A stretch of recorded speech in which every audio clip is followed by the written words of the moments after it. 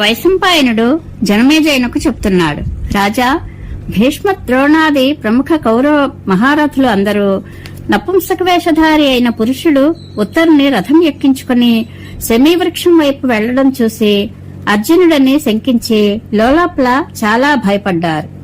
శస్త్ర విద్యా విశారదుడు అయిన ద్రోణాచార్యుడు భీష్మ పితామహంతో, గంగానందన, స్త్రీ వేషధారి అయిన ఇతడు ఇంద్రసుతుడైన అర్జునుడని తోస్తోంది. ఇతడు తప్పకుండా మనలను యుద్ధంలో గెలిచి ఆవులను తీసుకుని పోతాడు. ఇంత సైన్యంలో ఇతనిని ఎదిరించే యోధుడెవడూ నాకు కనబడడం లేదు. హిమాలయాలలో తపస్సు చేసే సమయంలో అర్జునుడు కిరాత వేషధారి అయిన శంకరుతో కూడా యుద్ధం చేసి అతనిని మెప్పించాడని విన్నాము అన్నాడు. దానిపై కర్ణుడు, ఆచార్య, మీరు ఎప్పుడూ అర్జునుని గుణాలను ప్రశంసిస్తూ మమ్మల్ని నిందిస్తూ ఉంటారు. కాని అతడు నాకు గాని దుర్యోధనునికి గాని 16వ వంతు కూడా సాటిరాడు అన్నాడు మాత్సర్యంతో. దుర్యోధనుడు, కర్ణ, ఇతడు అర్జునుడే కనుక అయితే నా పని నెరవేరినట్లే. ఎందుకంటే వెల్లడి అయిన కారణంగా ఇక పాండవులు తిరిగి 12 ఏళ్లు మళ్లీ అడవులలో గడపాల్సిందే. కాని నపుంసక వేషంలో వచ్చిన వేరే వ్యక్తి అయితే నా తీక్ష్ణ బాణాలతో మట్టి కరిపిస్తాను అన్నాడు దర్పంగా. రాజా, ఇటు అర్జునుడు రథాన్ని శమీవృక్షం దగ్గరకు తీసుకువెళ్లి ఉత్తరంతో, రాజకుమారా, నా ఆజ్ఞ పాటించి నీవు వెంటనే ఈ వృక్షంపై నుండి ధనుస్సు దింపు. నీ విల్లు నా బాహుబలానికి చాలదు. ఈ చెట్టు మీద పాండవుల ఆయుధాలున్నాయి అన్నాడు. అది విని రాజకుమారుడు రథం నుండి దిగి గత్యంతరం లేక చెట్టు ఎక్కాడు.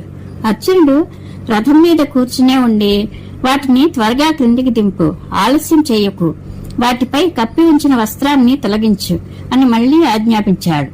ఉత్తరుడు పాండవుల ఆ అత్యుత్తమమైన ధనుస్సులను తీసుకుని క్రిందికి దిగి వాటి మీద ఉన్న ఆకులను తొలగించి అర్జునుని ముందు ఉంచాడు. అతనికి గాంధీవం కాకుండా ఇంకొక 4 విండ్లు కనిపించాయి. ఆ సూర్య సమాన కాంతి గల ధనుస్సులను పైకి తీయగానే అన్ని వైపులా వాటి దివ్యకాంతులు ప్రసరించాయి.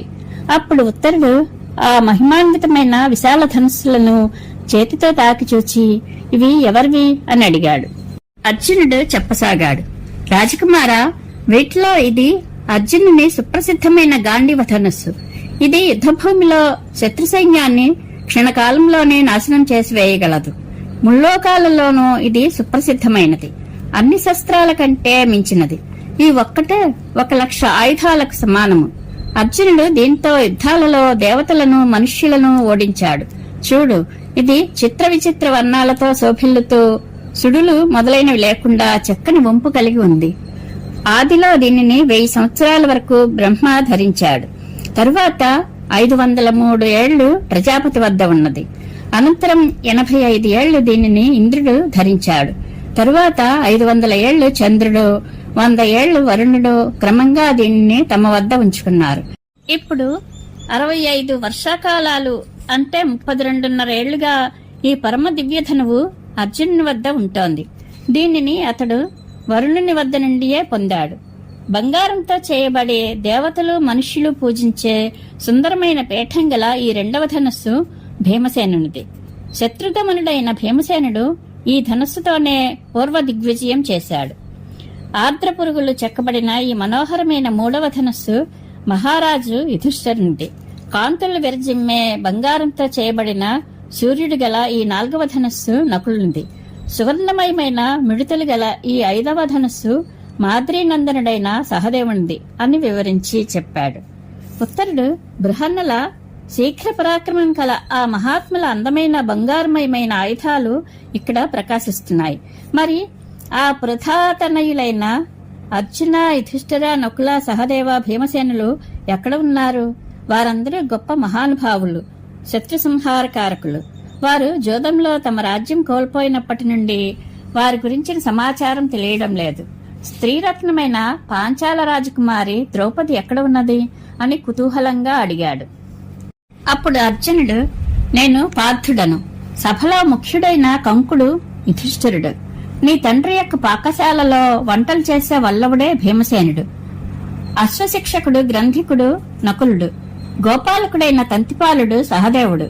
ఎవరి కోసమైతే కీచకుడు చంపబడ్డాడో ఆ సైరంధ్రియే ద్రౌపది అని అందరి గురించి చెప్పాడు. ఉత్తరుడు, నేను అర్జునుని 10 పేర్లు విని ఉన్నాను. నీవు ఆ 10 పేర్లు రావడానికి గల కారణాలను చెప్తే నేను నీ మాటలను నమ్ముతాను అని పరీక్షగా చూస్తూ అడిగాడు. అర్జునుడు, నేను దేశాలన్నింటినీ జయించి వారి నుండి ధనాన్ని సంగ్రహించి ధనంలోనే మునిగి తేలడం వలన ధనంజయుడను అయ్యాను.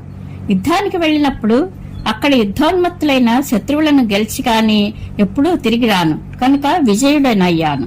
యుద్ధరంగానికి తరలి వెళ్లేటప్పుడు నా రథానికి అందంగా అలంకరింపబడిన తెల్లని గుర్రాలు కట్టబడి నడుస్తుంటాయి. అందుకని శ్వేతవాహనుడు అంటారు. ఉత్తర ఫల్గుని నక్షత్ర దినాన హిమాలయాలలో జన్మించాను కాబట్టి ప్రజలు నన్ను ఫల్గునుడు అంటారు. మునుపు గొప్ప గొప్ప దానవులతో యుద్ధం చేసేటప్పుడు ఇంద్రుడు నా తలపై సూర్యకాంతి వల్లే మెరిసిపోయే కిరీటం పెట్టాడు కనుక కిరీటినయ్యాను. యుద్ధం చేసే సమయంలో ఎటువంటి బీభత్స కార్యం చేయను కాబట్టి దేవతలు మానవులు నన్ను బీభత్సుడు అంటారు. గాంధీవాన్ని ఎక్కుపెట్టి లాగడంలో నా 2 చేతులు చాలా నైపుణ్యం చూపుతాయి కాబట్టి నన్ను అందరూ సవ్యసాచి అని పిలుస్తారు. 4 వైపులా సముద్ర పర్యంతం ఉన్న భూమిపై నా వంటి శుద్ధవర్ణం కలవాడు లేడు. శుద్ధ కర్మలే చేస్తాను కాబట్టి నన్ను అర్జునుడు అంటారు. నేను దుర్లభుడిని, దుర్జయుడిని, దమింపచేసేవాడిని, ఇంద్రసుతుడను కాబట్టి అందరిలో జిష్ణు నామంతో ప్రసిద్ధికెక్కాను. నా 10వ పేరు కృష్ణుడు అనేది నా తండ్రి పెట్టిన పేరు. ఎందుకంటే నేను ఉజ్వలమైన కృష్ణవర్ణంతో అతి సుందర బాలకుడనై అందరి మనసులను ఆకర్షించేవాడిని కాబట్టి ఆ పేరు పెట్టారు అని ఓపికగా చెప్పాడు. ఇది విని విరాటన్ కుమారుడు అర్జునుడు నాకు నమస్కరించి, నేను భూమింజయుడనే పేరు గల రాజకుమారుడను. నన్ను ఉత్తరుడని కూడా అంటారు. ఈ రోజు వృథాసుతుడైన అర్జునుని దర్శించడం నా అదృష్టం. నేను మిమ్ము గుర్తించకపోవడం వలన అనుచితంగా మాట్లాడాను. అందుకు నన్ను క్షమించండి. మీరు ఈ అందమైన రథంపై ఆసీనులు కండి. నేను మీకు సారథిని అవుతాను. మీరు సైన్యంలో ఎటువైపు వెళ్లమంటే ఆ వైపే మిమ్ము తీసుకుని వెడతాను అని వినయంగా పలికాడు. అర్జునుడు, పురుషశ్రేష్ఠ, నీ మీద నాకు ఆదరం కలిగింది. నీవు ఇక చింతించవలసిన సంగతి ఏమీ లేదు. సంగ్రామంలో నేను నీ శత్రువులను కాళ్లు నిలవకుండా చేస్తాను. నీవు ప్రశాంతంగా యుద్ధంలో నేను శత్రువులతో చేసే భీషణ సమరం చూస్తూ ఉండు. నేను గాంధీవ ధనుస్సును చేతిలో ధరించి యుద్ధరంగంలో రథం మీద తిరుగుతూ ఉంటే శత్రు సైన్యం నన్ను ఓడించలేదు. ఇక నీ భయం దూరం కావాలి అన్నాడు. ఉత్తరుడు, నాకు ఇప్పుడు ఇంకా భయం లేదు. ఎందుకంటే సంగ్రామ రంగంలో మీరు శ్రీకృష్ణ భగవానుడు లేదా సాక్షాత్తు ఆ ఇంద్రుని ఎదుటనైనా నిలబడగలరని నాకు బాగా తెలుసు. ఇప్పుడు నాకు మీ సహాయం లభించింది కాబట్టి యుద్ధభూమిలో దేవతలను కూడా ఎదుర్కోగలను. నా భయం అంతా పారిపోయింది. చెప్పండి, నన్ను ఏం చేయమంటారు? పురుషశ్రేష్ఠ, నేను నా తండ్రి వద్ద సారథ్యం నేర్చుకున్నాను కాబట్టి నేను మీ రథం యొక్క గుర్రాలను చక్కగా నడపగలను అని ధైర్యంగా పలికాడు. అనంతరం అర్జునుడు పరిశుద్ధమైన మనసుతో రథం మీద పూర్వాభిముఖుడై కూర్చుండి ఏకాగ్ర చిత్తంతో సమస్త అస్త్రాలను స్మరించాడు. అవి ప్రకటమై చేతులు జోడించి, పాండుకుమారా, మీ సేవకులం మేము వచ్చాము అన్నాయి. మీరంతా నా మనసులో స్థిరంగా ఉండండి అని అర్జునుడు కోరాడు. ఈ రీతిగా అస్త్రాలను స్వీకరించిన అర్జునుని ముఖం ఆనందంతో వికసించింది. అతడు గాంధీవ ధనుస్సుకు నారి బిగించి ఠంకారం చేశాడు. అప్పుడు ఉత్తరుడు, పాండవశ్రేష్ఠ, మీరు ఒంటరివారు. ఈ శస్త్రాస్త్ర పారంగతులైన అనేక మంది మహారథులను యుద్ధంలో ఎలా జయించగలరు? ఇది తలుచుకుంటే మీ ఎదుటనే నేను భయకంపితుడనవుతున్నాను అన్నాడు బెరుకుగా. ఇది విని అర్జునుడు గలగలా నవ్వాడు. వీరుడా, భయపడకు, చెప్పు. కౌరవులు ఘోషయాత్ర చేసినప్పుడు నేను మహాబలవంతులైన గంధర్వులతో యుద్ధం చేశాను కదా. అప్పుడు నాకు ఎవరు సహాయంగా ఉన్నారు? ఇంద్రుని కోసం నివాత కవచులు పౌలోమ దైత్యులతో యుద్ధం చేసేటప్పుడు ఎవరు నాకు తోడుగా ఉన్నారు? ద్రౌపదీ స్వయంవరంలో అనేక రాజులను ఎదిరించవలసి వచ్చింది. అప్పుడు నాకు ఎవరు సహాయం చేశారు?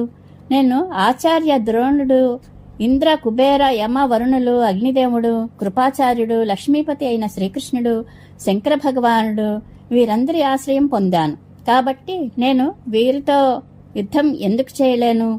నీవు నీ మనసులో ఇలాంటి భయాలు పెట్టుకోకుండా తొందరగా రథం తోలు అన్నాడు. ఈ విధంగా ఉత్తరుని తనకు సారథిగా చేసుకున్న పాండవ శ్రేష్ఠుడైన అర్జునుడు శమీవృక్షానికి ప్రదక్షిణం చేసి తన అస్త్రశస్త్రాలన్నీ తీసుకుని పూర్వం అగ్నిదేవుడు తనకిచ్చిన రథాన్ని స్మరించాడు. అతడు ధ్యానించగానే ఆకాశం నుండి ధ్వజ పతాకాలతో అలంకరింపబడిన దివ్యరథం కిందికి దిగింది. దానికి ప్రదక్షిణం చేసి అర్జునుడు ఆ కపిధ్వజం ఉన్న రథంపై కూర్చుని ధనుర్బాణాలు ధరించి ఉత్తర్ని వైపు సాగాడు. అతడు తన మహాశంఖాన్ని పూరించాడు. ఆ భీషణధ్వనికి శత్రువులకు భయంతో రోమాలు నిక్కపొడుచుకున్నాయి. రాజకుమారుడు ఉత్తర్నికి కూడా చాలా భయం కలిగింది. అతడు రథంలో నొగలో దూరి కూర్చున్నాడు. అర్జునుడు కళ్ళేలు లాగి గుర్రాలను నిల్చోబెట్టాడు. ఉత్తర్ని ఆలింగనం చేసుకుని ఆశ్వాసిస్తూ, రాజకుమార, భయపడకు, ఎంతైనా నీవు క్షత్రియుడవు కదా, శత్రుమధ్యంలోకి వచ్చి కంగారెందుకు అని ధైర్యం చెప్పాడు. ఉత్తరుడు, నేను శంఖధ్వనులు, భేరీధ్వనులు చాలానే విన్నాను. సైన్యం చుట్టూ మోహరించి నిలిచి ఉన్న ఏనుగుల ఘీంకారాలు కూడా విన్నాను. కాని ఇటువంటి శంఖధ్వనిని నేను ఇంతకు ముందు ఎప్పుడూ వినలేదు. అందుకనే ఈ శంఖధ్వని, ధనుష్టంకారం, ధ్వజం మీద ఉన్న అమానుష భూతాల హుంకారాలు, రథచక్రాల ఘోష ఇవన్నీ నా మనసును కంగారు పెట్టాయి అని సర్దుకుంటూ అన్నాడు.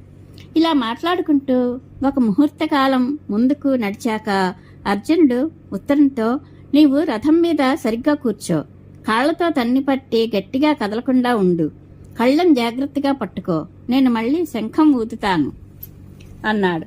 ఇలా అని అర్జునుడు పర్వతాలు, గుహలు, దిక్కులు, రాళ్లు పగిలిపోయేలా గట్టిగా శంఖాన్ని ఊదాడు. దీంతో భయపడి ఉత్తరుడు మళ్లీ రథం నొగలో దూరి కూర్చున్నాడు. ఆ శంఖధ్వనికి, గాంధీవటంకారానికి, రథఘోషకు భూమి వణికింది. అర్జునుడు ఉత్తరునికి మళ్లీ ధైర్యం చెప్పాడు.